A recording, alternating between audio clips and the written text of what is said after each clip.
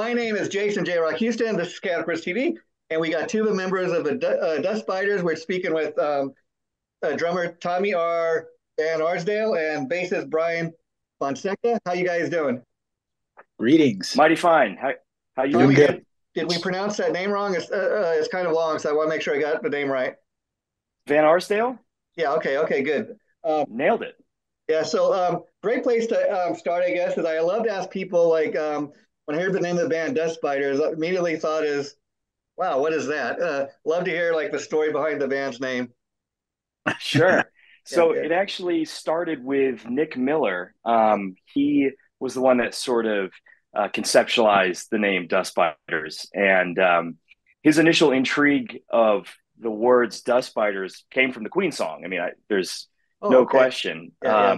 And in thinking of the people in that Queen song, another one bites the dust, Okay.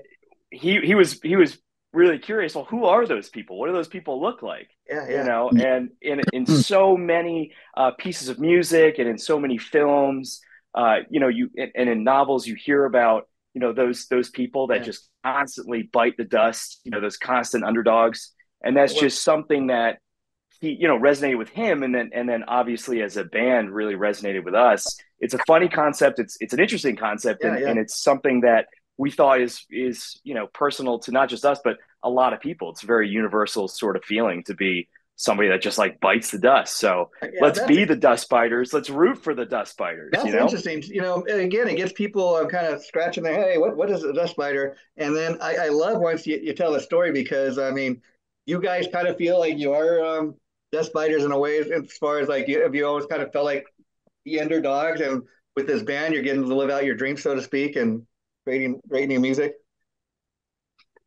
Oh yeah, dude. yeah, yeah, Absolutely.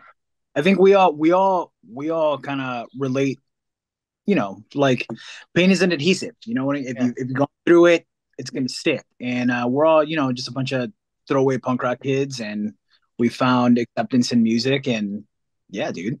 And it's interesting you bring up a band like Queen because I mean, people typically think of them as a great rock band. They're a pop band, hard rock. Even if you look at something like Stone Cold Crazy, okay, that's about as metal as they ever got. But then on the flip side, you look at like you mentioned another one, another one bites the dust. I mean, that's I don't know if you want to call that funk pop. It's disco. They're a little bit of everything. Oh yeah, dude. absolutely. And I think that speaks. Queen's a really great example of a band that had a lot of different influences and tried a lot of different things. And I think that's something that we're we're hoping to do as a Yeah. group. And it's clear through our similar and disparate musical interests that we all have very, backgrounds that are extremely similar. We all grew up playing in punk or metal bands or hardcore bands, technical, math rock sort of things. But we all, in addition to loving some of the same groups, Queen included, we all have our own little pieces of the Influences. Venn Yeah. diagram. Yeah. Yeah. And so, for us, it's we can speak the same language, but we also have different things to say as individuals. And hopefully, as a band, we're going to be able to express ourselves in many different facets throughout our Yeah. career together.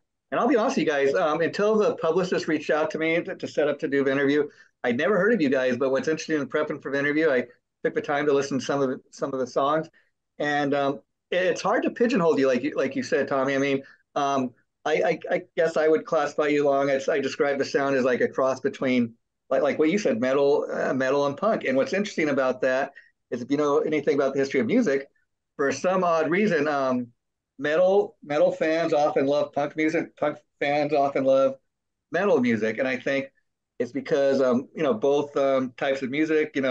Both people are often made to feel like they're the underdog, so to speak. And you're really in love with your music that you love and stuff. So talk a little bit about that because again, I think you guys could be categorized as either metal or punk. You're kind of right there, right in between. Yeah, for sure. You know, it, I think that like people kind of resonate with both metal and punk because it's kind of has that like that gateway. It's kind of similar, just a little Kind of on the different. edge, yeah. I mean, Yeah, exactly. Yeah, it's hard. It's really like you said, it's hard to pigeonhole what our music is, just because we have such drastic different influences that we're throwing in the pot. And I think that's cool too, Brian, because when you're a band that they can't really pigeonhole, it kind of opens the door. It allows you to do kind of whatever you want. Because I mean, even you take a band like Faith No More, people considered them, alternative rock, metal, and they kind of really bridge the gap there. And the point with that is, there's time like when punk bands would never even got on MTV or been played on the radio, but back in the day when we still had MTV, you had everything from punk, rap, pop, a little bit of everything. Eventually, even for people into metal, you tune in every Saturday night at midnight, you get Headbangers Ball. Dude, I remember being a kid and going to a show, and it was just like, yo, we're going to a rock show. And it could have been like a metal band, an alternative rock band, and it was just a rock show. Now there's so many different genres, there's so many different types of music. Yeah, man. I miss those days. I mean, let's talk about you guys as a rhythm section. I mean, how do you feel? You think you feel like you're a tight rhythm section? Oh, sure. Yeah. Brian and I have a great musical relationship, and I think something that makes this band special for me is the fact that we're all friends first and then collaborators second. So in addition to just having a wealth of music to talk about in general, among the four of us, we all just love hanging out. So, we've got similar sense of humor. We've got similar taste in film and books and whatnot, and similar motivations in life. And so that's how we really coalesced as people. And so the music and jamming, playing, writing, touring, the whole kind of rigmarole of being a band is so much easier because we enjoy hanging out together. So I think that's true. Brian and I is we have a relationship as friends. And so that allows us to speak to each other musically very seamlessly. When we play together, we're constantly, all of us, you'll see, especially if you come to a live show, we're all looking at each other. We're all looking for, clues and cues. We're all feeding off of each other's energy. I mean, most terrific bands do that. And so we're not special in that respect, but it is special for me to feel that sort of reciprocity, whether or not I'm having a conversation with Brian about nothing, or if we're, writing together across the room and I can't share words with him, I just share sort of this spontaneous musical journey. Yeah, exactly. Yeah. We're still communicating, and that's communicating on a different level, but that I think is one of the reasons why we're so happy to be playing music into our 30s, is because the language of music is so intimate that when you find a group of people that you can just play with, you're literally being yourself. Yeah, and I to imagine be yourself. I imagine being in a band, being in a band that writes music, you create your own original music. You're up there on stage to have the fans, and the audience singing your songs back to you. That's got to be the ultimate feeling of accomplishment. Like, these are our people, we are one. Definitely. Yeah. And can you imagine? Like, I love that you mentioned before anything else, the friendship, the chemistry. But could you imagine being in a band with a bunch of guys you couldn't stand? Like, oh man, I can't wait for a show. I can't stand this guy, man. This guy drives me. I've been there. Yeah. No. Yeah. No way. I've been there.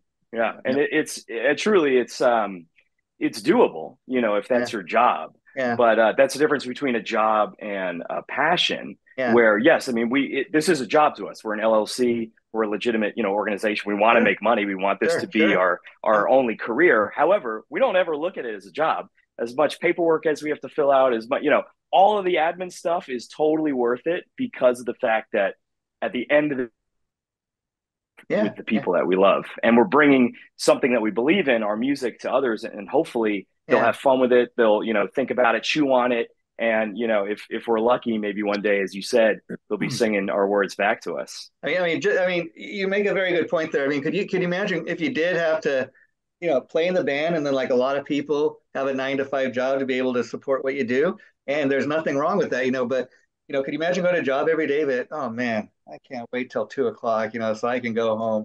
I hate coming to this damn place every day, but got no choice. Now I got to make a living. No way, dude. Yeah. No way. Yeah. Brian's boss is very tough on him, so I think that's probably what he's what his experience is. So yeah, No, as far as the band, it sounds like would you say it's a democracy where everybody gets an equal vote and gets a role in the decision making, absolutely.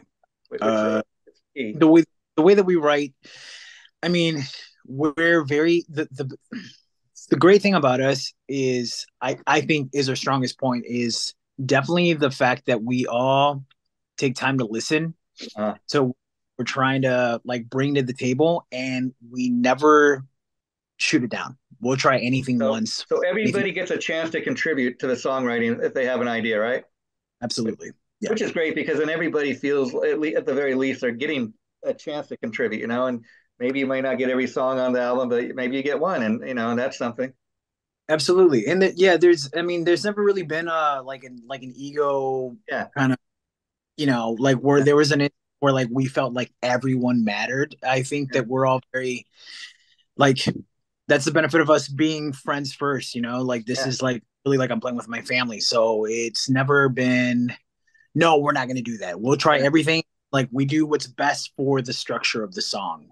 That's great. That's great. And that's why I love doing interviews like this. I mean, typically I'll get one guy in the band that is a spokesperson and does the interview every time. But I dig stuff like this where you have more than one guy on in the band, even if it's a phone interview or something. And that way you get more than one perspective.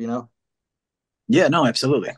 And it does show the chemistry that somebody's not he's not like a dictator in band telling everybody, okay, say this and this is what you got, and the interview's gonna be scripted and Yeah, um, yeah, yeah. so yeah, I dig stuff like this, and I think too, um, the most successful bands I think are ones that write great songs. And see, I was listening to some of your songs, and you guys, they're all well written songs, and I think what's hard to do, but you guys have accomplished to do.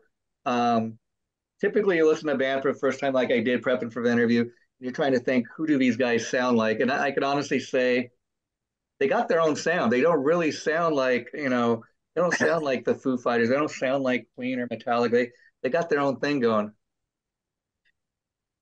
Thank you. Yeah. Appreciate that. That's the goal. I mean, that is literally the goal is to try to meld all of our influences plus what we're experiencing uh, in the moment, where we Mhm. are in our lives into something that is unique.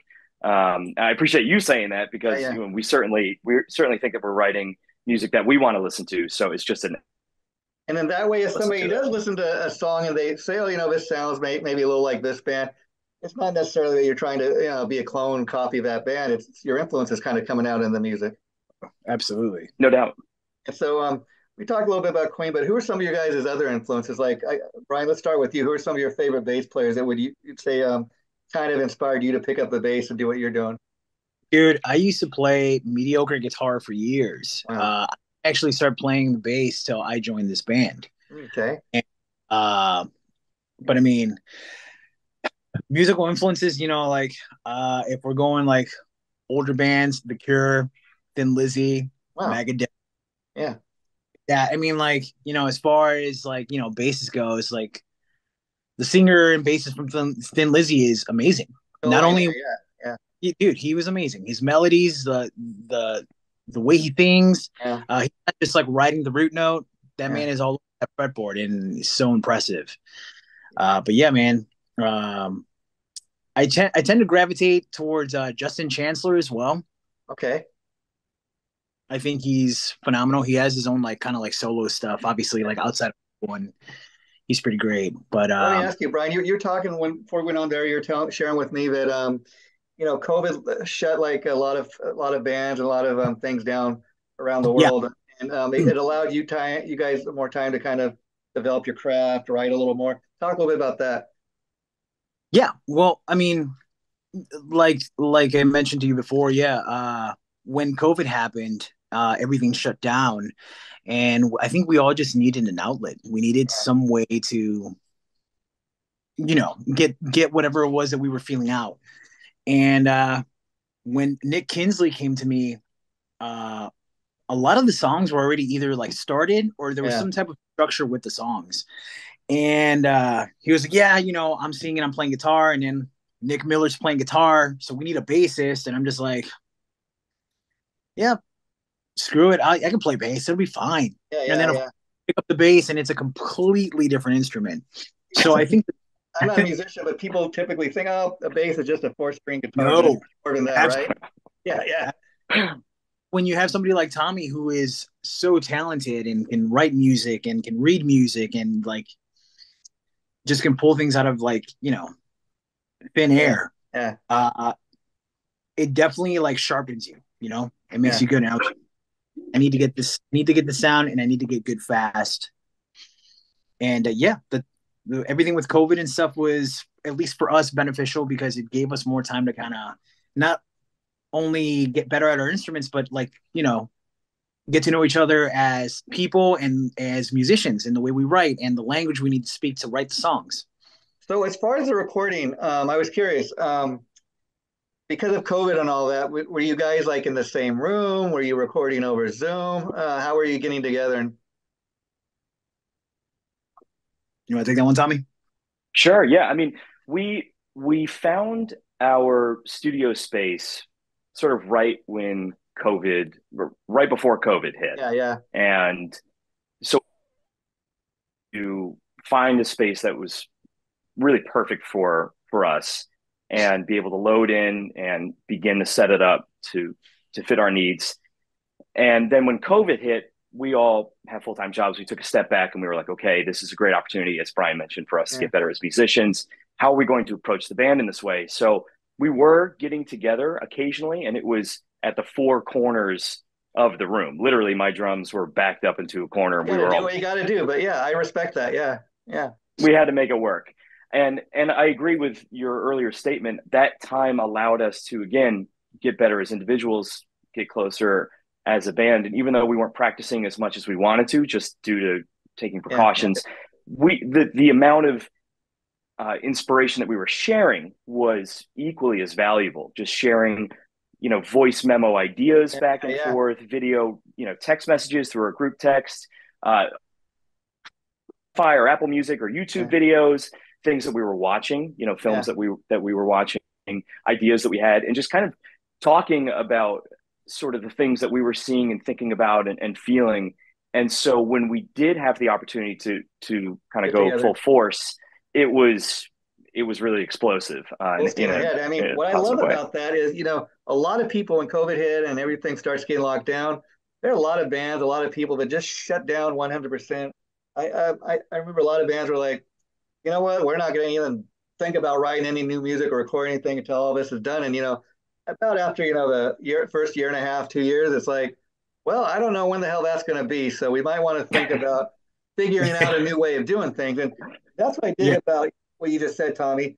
Okay, the world is kind of starting to change for the first time in our lives, and you're having to kind of think of new ways of doing things. And I love that about your story, that instead of just sitting there idly like a lot of people, you worked around it. You found a way to continue working. Yeah, Well, dude. the fact of the matter is we love to play music. Yeah, So, if I mean, we'll practice on our own. yeah, It's not a choice, right? So yeah, we're yeah, going to practice music regardless of whether or not we're in this band, we're in no bands, it's COVID, yeah. it's not COVID. I mean, we just playing music, getting better at our craft, learning other people's songs, trying to understand music, Mm-hmm. just Yeah, like being totally random and spontaneous, is just something that we all thankfully enjoy to do. So when we're on our own, we do yeah. it. When we're together, we do it. If we That's could great. practice together 7 days a week, we would. So we will find a way around it because to us, again, just the act of playing is fun and it's Yeah, yeah. actually invaluable. We kind of have to do it. Yeah, So yeah, yeah. It's part. It's like you said, part of your job, but you love what you do. So that's key. And Brian was just kind of touching on the fact as a drummer, you're really skilled. You're much more than just the guy that sits in the backstage and pounds the drums. That you can read music, you contribute to a songwriting, you do all this other stuff. So as a drummer, when you were first starting out, what made you want to be so much more than just a typical drummer? I don't know where he got that information from, Brian. yeah, Where No, I mean, I grew up. I started playing piano when I was 3. Um, so I don't know what drew me to it. My parents tried to find me piano lessons. They took me to a couple teachers. They said your fingers are too small. Come back in a couple years. I I was not having it, so they got me a little Casio keyboard. I started banging and continued that for a while. Then I picked up drums. Then I picked up guitar, uh, sax, played a lot of different Yeah, instruments. I love the drums very much because of sort of the like ceremony. yeah.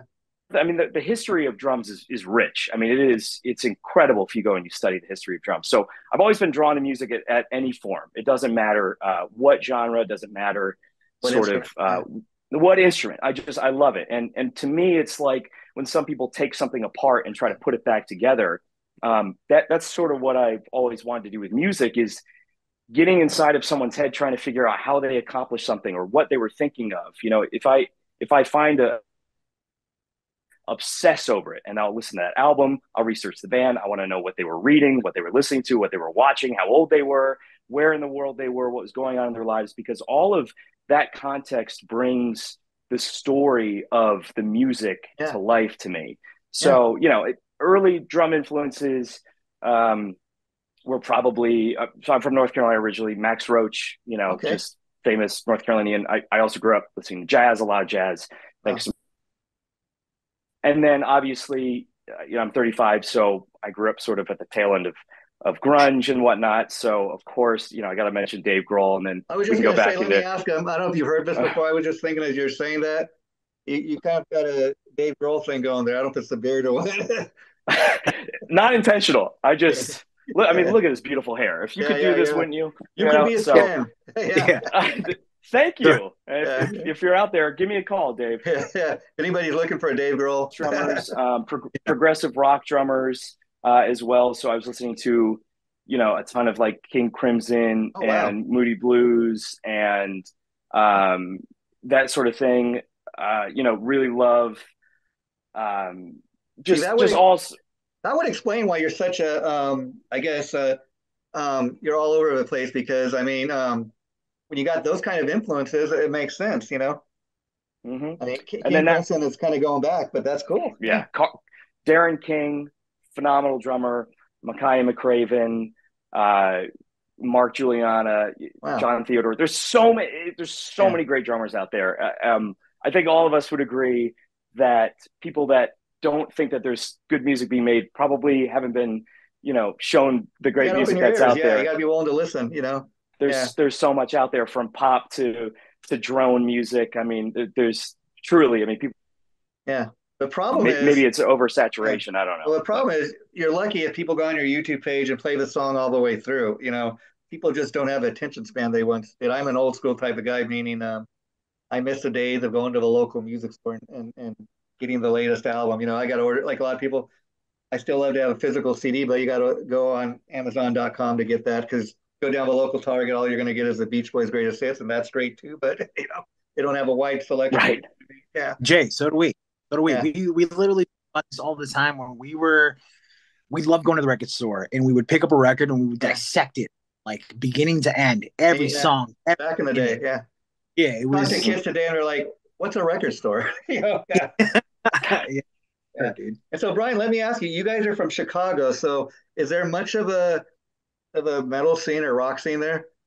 Oh yeah, dude. The Chicago music scene is pretty sick. Okay. Anything from metal, punk, grunge, funk. I Yeah. mean, it's the place, That's and we're interesting very because I know for years Chicago is like the blues capital of the world. I mean, still is, oh, but dude. like I know Cheap Trick is from near there. Yeah. Dude. I mean, we're very lucky, man. In Chicago, we have so many different venues that cater to so many different bands, different genres of music. So it's always going, it's always booming. Yeah, So, if you guys played locally? Have you had a chance to go outside of your local area? we have. Yeah, and what's Yes. that been like? It's been awesome, man. I'm sure Tommy will chime in as well. But yeah, dude, we've played locally. We've played a lot of places here that are very well known in the Chicago scene. Concord Music Hall, Liars Club, Oh Live wow. Watch, Cobra Lounge. Like, I mean, just places that Chicago is known for their their grits and like different Yeah, yeah. different stuff. And then we also went on a small little Midwestern tour as well. Okay, So cool. Yeah. And let me ask you guys, before we wrap this up, I should probably let people know to check out the latest music video and single, which is um, Progeny. You want to talk a little bit about that song and the video and tell people what it's about? Totally. jump on. Yeah. So Progeny, we released the single January, I believe. Uh-huh. Brian, please correct me. Yeah, January. And Yep. so absolutely, we did a music video for that. Everyone should go check that out on our YouTube. The music video we're super proud of. I mean, it was in terms of the phrase labor of love, that is exactly what it was, Where because did you we guys didn't shoot love that each at? other and we shot it out. The exterior shots were outside of the CH distillery down in Okay. Pilsen. CH is Jepson's Malort, which Okay. if you've never had Jepson's Malort, you got to try it. And the reason why you have to is because you don't have a choice. So Yeah. if you come to Okay. Chicago, take a shot of Malort or get a handshake or both. But we shot exteriors there. We did interiors at Nick Kinsley's apartment. Matt Cooley was our writer, director, editor, Wow. all around just show stopping, very talented Yeah, I want people to check visual the video because artist. it is very professional looking. It looks like something you would have seen on, Headbangers Ball back in the day. He Sick. killed it. And Yeah. and so yeah, I mean we're proud of it for sure, but I do want to bring the attention to Matt into the extensive talent and volunteers that helped us to make it happen, because although we did shoot it over 3 days, one of those was not really a day Okay. because of some heinous shit that I don't know if I can curse, but some Yeah, we're on the heinous internet. It's cool. Yeah. shit that happened that day Yeah. I touch on. But everyone was so kind. They volunteered their time. They contributed in ways that we just, were so humbled by. The project never would have happened had they not been committed to it. So really, the credit goes to them. The easy job was showing up and Yeah. bashing Wow. on the drums Yeah. and playing the song. But the reason why it looks so good is because people committed to it, Wow. and I can't be thankful enough. It would not have turned out even what we were doing and come out for it. So Well, kudos I'd to like them. to. So I'd go like check to. it out on YouTube. We will. We'd like to thank you guys for taking part in this today. It was a lot of fun. And I wanted to say you're welcome back anytime. Next time you have a single from home, we'll do it again. It'll be going up in about a week. I'll be sure to let you guys know. And thanks for talking to us. It was a great pleasure getting to know you. Thanks for having us, Thank Jay. you. Okay. Anytime. Bye bye. Bye.